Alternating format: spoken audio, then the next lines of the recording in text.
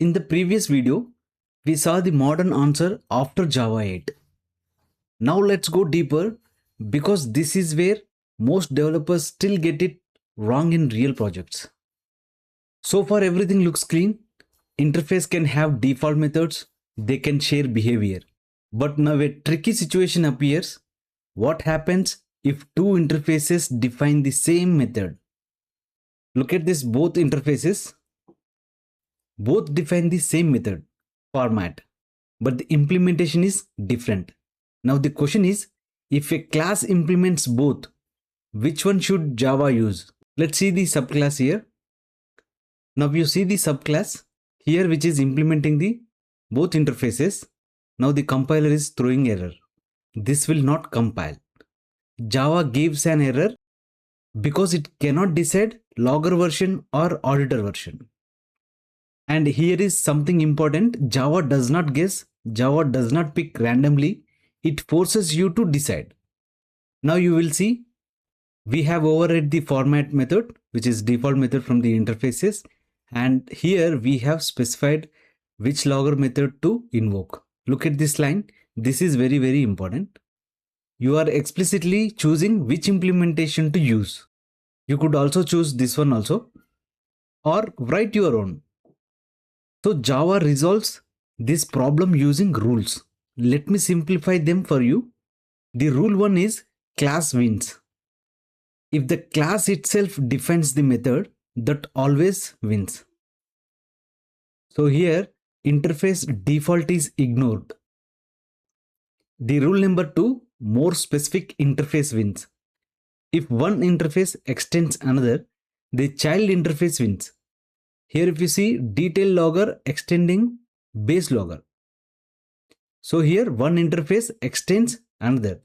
The child interface will win. So hierarchy matters. Now see here we are implementing the detail logger. This is child interface. So it is more specific to child interface, and child interface default method will win. So the rule number 3 is, if still ambiguous, you must decide. If Java cannot resolve, compiler forces override. We have seen, right, when you are implementing two interfaces, the compiler is throwing error. So you have to override the default method and choose which interface method you want, or if you want, you can write your own implementation. So if you remember this, default methods can conflict, and when they do, Java forces you to be explicit. Now this brings us to something very important. Default methods can provide behavior, but they still have limitations. If you want full control over behavior and control over structure, you need something more powerful. That's where abstract class comes in. Let's see the most important use case next. So far we have seen interfaces can now have behavior. They can even call abstract methods. So a natural question comes, do we still need abstract class? The answer is yes. And the biggest reason is something called template method pattern. Template method is about control, not just code reuse, control over how an algorithm runs. Let me show you here. Don't read everything, just focus on this method. That keyword matters. The final. This means no subclasses can change this flow. Now look at the steps. Fetch data, clean data, format report. So this order is fixed. No subclasses can reorder this. No subclasses can skip this. Now look at this subclass. Subclass don't control the algorithm. They only fill the steps. If you see here, we are overriding the fetch data and format report. See here, in the subclass, we are providing the implementation for the fetch data. So here fetch data is the abstract method and format report also abstract method. So subclass is providing the implementation for these two methods. But the main method, if you see, the generate, this is the algorithm is fixed. The subclasses will provide how to fetch data, how to format, but the overall flow is controlled by the parent. So here is the complete flow here. Now think about this. If every subclass wrote its own flow, one might skip cleaning, one might change order, one might introduce bugs.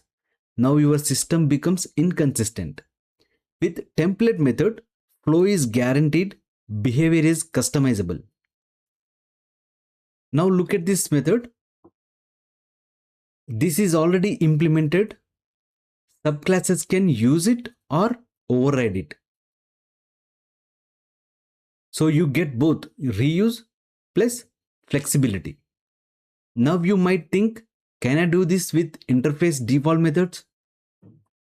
Partially yes, but there are two limitations. First, you cannot make default method final, so subclasses can override it. You lose control. Second, no shared data. If your algorithm depends on data, interface cannot hold it. So template method is about locking the algorithm while allowing customization. And only abstract class can do this properly. So if we talk visually, look at this flow.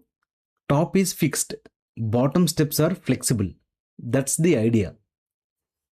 So now you can clearly see interfaces gives flexibility, but abstract class gives control. Now let's see how all of this looks in real frameworks, because this is not just theory. Spring uses this everywhere. Let's go there. So far everything we discussed might feel like theory. Interface, abstract class, default methods, template pattern. Now let's bring this into real systems, because the real test of any concept is how frameworks use it. Look at this interface. 3 methods, all of them have default implementations. Now think about the old Java. Before Java 8, if you implemented this interface, you had to implement all methods, even if you only need one. Now look at what default methods changed. You can write this.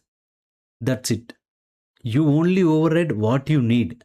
Everything else comes for free. This is interface used correctly. It defines capability. It provides optional behavior. No forcing. No unnecessary code. No. Now look at this. This is completely different. This class has state. These are real objects. Every subclass depends on them. Now look here. This constructor initializes everything. Once for all subclasses. This class also defines behavior that subclasses extend. Same pattern we saw earlier, template method style. Now compare both. Handler interceptor, no state, flexible, implement only what you need. But abstract message converter has state, shared setup, controlled behavior. And this is not accidental. Spring consistently follows this rule. Interfaces define contracts, abstract classes provide reusable implementation. If you design like this, your system becomes flexible, because different implementations can plug in and also reusable, because shared logic is centralized. Now imagine building your own framework. If you use only abstract classes, you limit flexibility. If you use only interfaces, you lose reusable logic. So real systems use both together. At this point, you have seen everything. What changed after Java 8? What differences still matter? When to use interface? When to use abstract class? How Spring actually uses both. Now let's simplify all of this into something you can use instantly. Don't try to read the whole diagram. Just follow me step by step. Start at the top. First question, do you need instant state? Means, do your objects need fields like ID, name, timestamps? If the answer is yes, go to left. Use abstract class, because Only abstract class can hold state. Now if the answer is no, go right. Next question, do multiple unrelated classes need this behavior? Think like this. Can different classes implement this independently? Like exportable, auditable, runnable?